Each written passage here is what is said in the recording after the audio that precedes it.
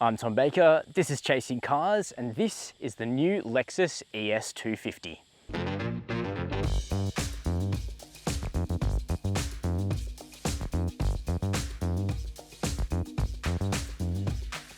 The ES250 is a new entry-level variant of the ES for 2022. Up until this point, the current ES here in Australia has been hybrid only with the ES300h, and we've actually been quite big fans of the hybrid ES for the last few years. However, the discontinuation of the Lexus ES Sports Sedan has opened up, a space at the lower end of the ES lineup for a more affordable variant of this sort of mid-size to large sedan. Now, under the skin, this vehicle is really nothing like the ES that the ES250 in some ways replaces. Instead, it shares a GA platform with vehicles like the upcoming Lexus NX SUV. So it's based around a front-wheel drive architecture rather than rear-wheel drive like the ES. But don't let that put you off, because as we'll find out in today's video, the ES250 petrol is actually something of a pleasure for an engaged driver, because this vehicle is fairly light and the chassis is really balanced. Like, for a vehicle that looks a little bit dowdy with those 17-inch wheels, this thing actually turns on a real charm on a country road. Not sponsored, just the fact that this car is actually set up properly for driving in this country. But it also has a comfortable interior, which we'll check out. However, there are a few options that you'd want to consider when buying a Lexus ES to really make the most of this car. We'll check out the front seat, we'll have a look at the back seats and the fitment of baby seats. We'll check out the boot and see how much space it really has. We'll talk about the running costs of this ES250 and why you might want to consider the hybrid instead. And then we'll take this ES250 Luxury out for a drive to see how it handles some tough Australian roads before coming to a verdict. But before we get started, hit subscribe down below and the notification bell. Jumping into the cabin of the entry-level Lexus ES250, and there's really not much about this car that says entry-level. Dig a little bit deeper into the details and you do find how this car manages to be $61,000.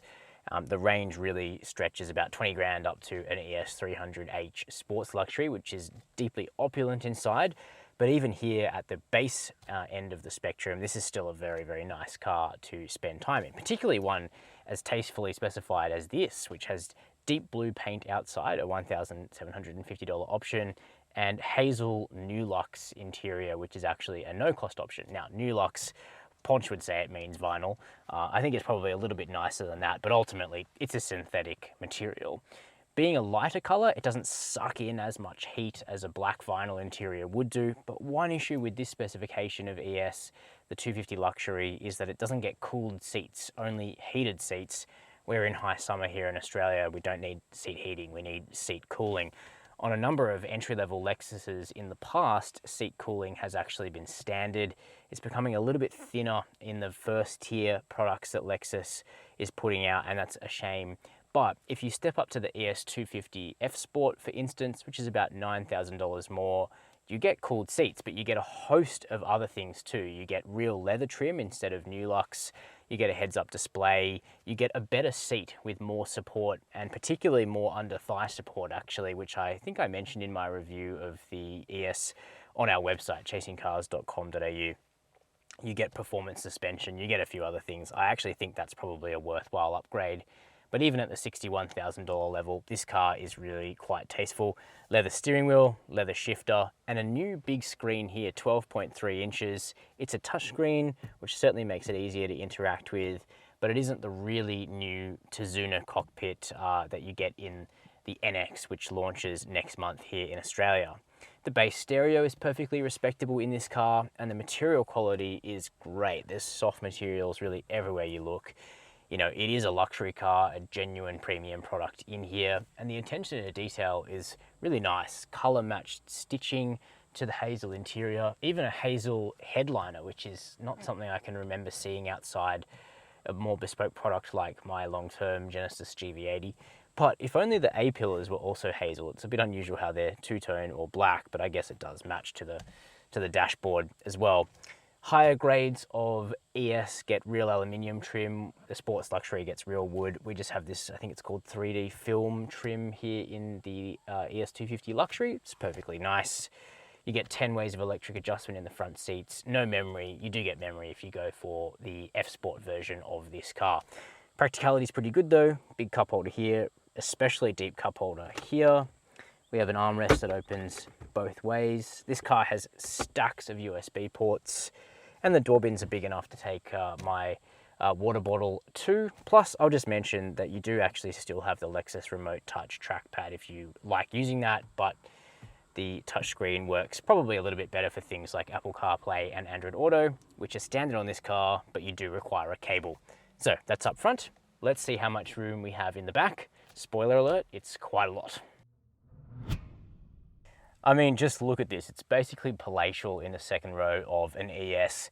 This is, I think, a mid-size sedan is what Lexus call this, but it's really verging on large, particularly taking into account the passenger space. I mean, sitting behind my own driving position, I'm 6 foot. I have immense legroom. Tow room is acceptable. Even headroom's okay, despite the standard fitment of a sunroof on the ES, which is certainly impressive. And the view forward is good in this car. The headrests on the front seats are pretty big, but you still get a nice straight view out. Big windows as well, and loads of soft materials reminding you that, you know, this is a genuinely premium vehicle and one that you'd actually like to sit in the back of for a couple of hours. Particularly because the thigh angle of the second row seat is also really good. We get standard air vents, 12-volt socket, and more fast charging USB-C ports here, plus a few little cues taken from the luxurious LS, like these beautiful door handles, just a really nice simple touch. We also get a flip down armrest here, which is very substantial. Flock line segment here and cup holders too. That's a really nice piece, nicely stitched as well. Plus you get a pass through to the boot.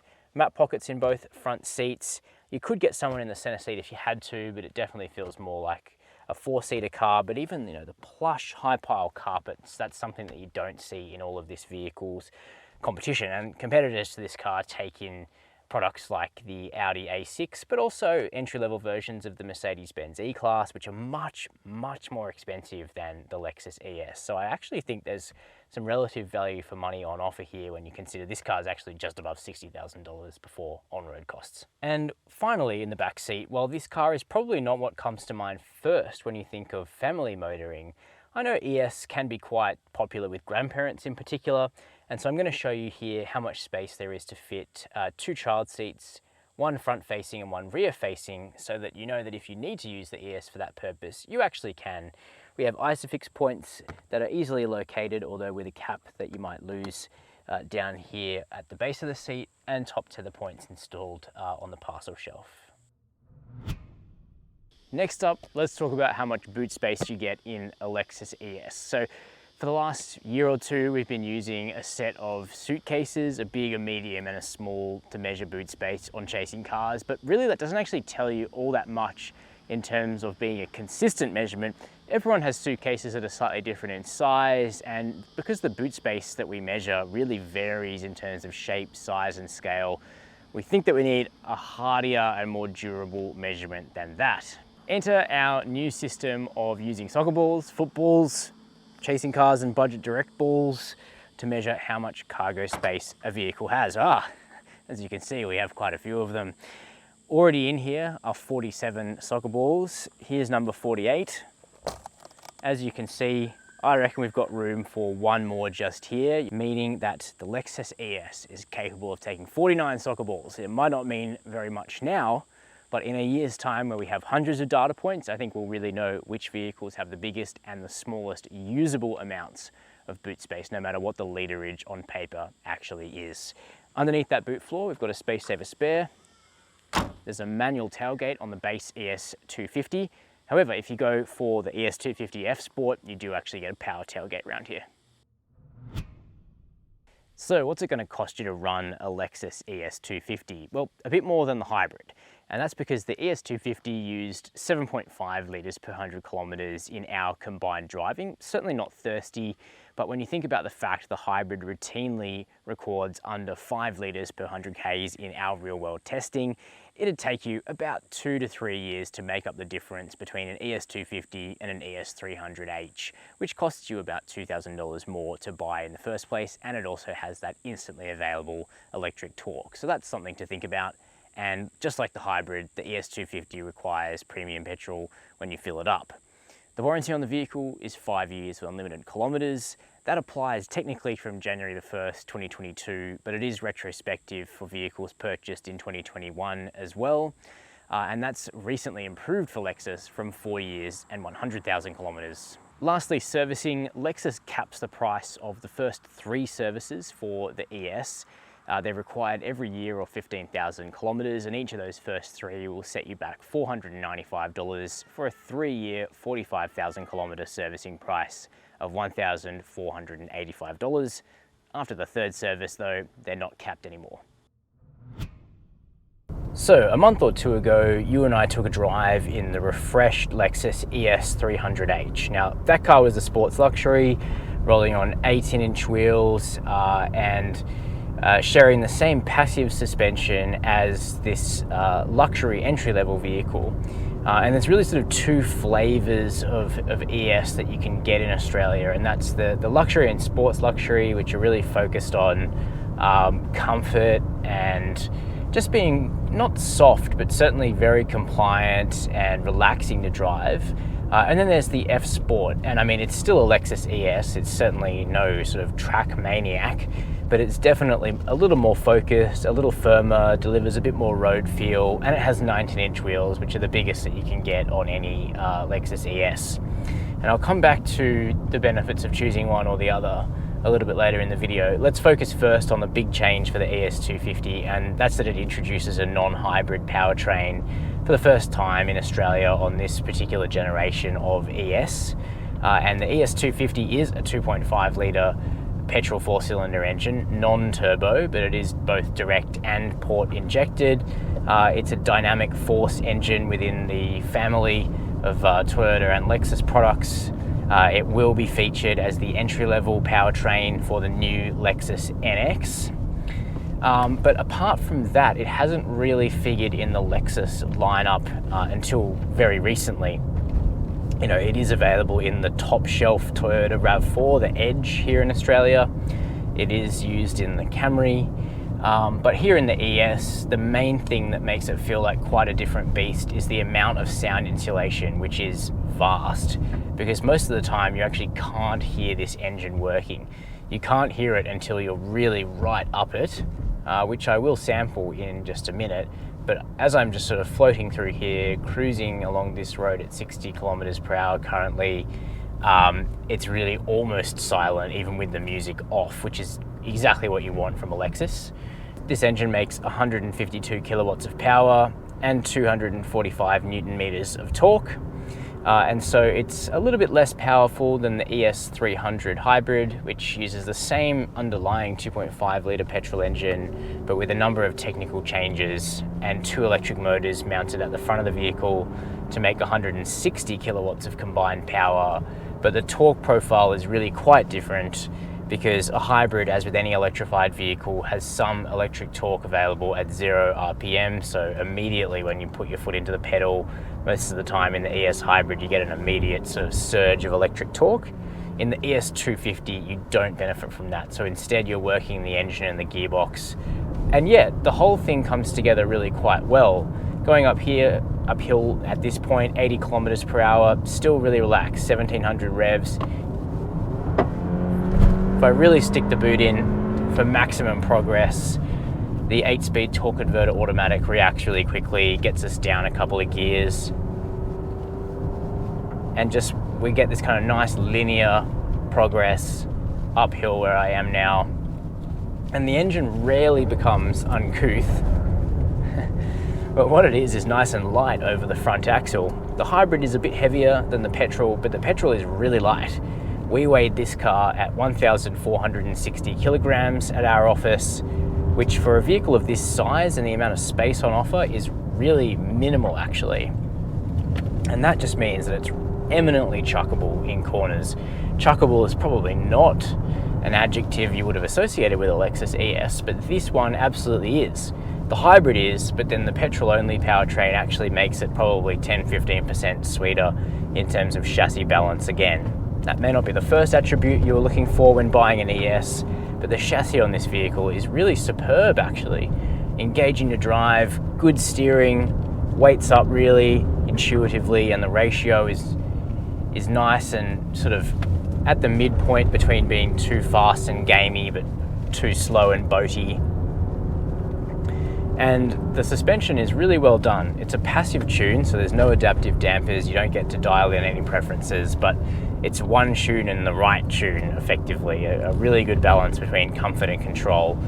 It definitely errs towards the side of softness rather than firmness, but it is never allowing the ES to pogo after hitting a big bump. Instead, you get this really nicely, generously damped response to a big bump, and I'm on a really challenging bit of road right now, and it's one and done. You know, it just cinches off those edges really, really nicely, and then you're back, you know, aiming at the next corner and tossing in the ES250 with more pace than you would have expected you could have. You know, which is a really pleasant surprise for a vehicle like this. It can do commuting, it can do driving people around very comfortably and quietly and in a refined manner. Not quite as refined as the hybrid, I'll give you that, but it can also turn on a charm on a country road trip and actually make you interested in driving day to day. It's not boring, that's for sure, and the very Lexus specific tune of the suspension hardware and the steering really shine through. Lexus are talking about this thing called their driving signature, where all their cars feel broadly the same from behind the wheel, particularly in terms of steering feel, and I think that's absolutely true for the ES250. I really liked the outgoing IS, I'm not gonna lie, and while this is a very different car, newer platform, but a front-wheel drive platform, it still has a lot of charm, and you can really drive it like a kind of engaging front drive vehicle that it is, with a nice stiff chassis. It is nice and rigid, you can feel that. Well done ESC tune. And you know, even things like a pretty good stereo at the base level as well. I just think the hybrid shares 95% of the driving dynamics of this car, but it also gives you more low-end torque, even more quietness, and very, very low fuel consumption. And I think that's, you know, a real virtue of this car, and probably another reason why I'd continue to prefer the hybrid, I think. In terms of safety, this vehicle is pretty well kitted out. It has AEB, it has reversing AEB that at this level of the range can detect obstacles, but you need to buy the F Sport in order to give it the pedestrian detection in the reversing AEB, which is just a small point to note. We have adaptive cruise control, and we have a smarter lane trace assist for 2022 compared to where this car was at for 2021, and it really is excellent. On a multi-lane highway, you know, you can really set the lane trace assist, and the ES just holds it right bang in the center of the lane, making long distance road trips really quite relaxing in this car. There's blind spot monitoring as well. You do get a reversing camera as standard in this car as well. Although if you want a 360-degree parking camera, which I would recommend, again, that's something that you get from the F Sport. So those are my impressions of the new for Australia Lexus ES250 Luxury. To be honest with you, this is a bit like champagne on a craft beer budget. There is immensely deep engineering that has gone into the Lexus ES, which is the reason why it's able to combine real plushness and excellent compliance with surprisingly engaging handling, good steering. Like, this car will appeal to a lot of people. I don't know how many Lexus ES buyers are gonna find the ragged edge in this car and push it out to 10/10ths, but it's kind of interesting to know that if you do that, it responds really well. My big recommendation though is just to go for the hybrid. It doesn't cost that much more than the base petrol. It has more torque. It's perhaps not quite as sweetly balanced, but it's very, very close. Certainly close enough to justify spending a little bit more money and getting all of those fuel savings while still retaining a nice, talented chassis. And I actually think that I'd take my ES in F Sport guise, which I almost never say about a Lexus, but the F Sport works really, really well on the ES visually and mechanically, and in terms of comfort with that better seat. Still, those are my impressions. Let me know your thoughts down below this video. Hit that notification bell and subscribe, not quite in that order, in the reverse order. And as always, thanks for watching Chasing Cars.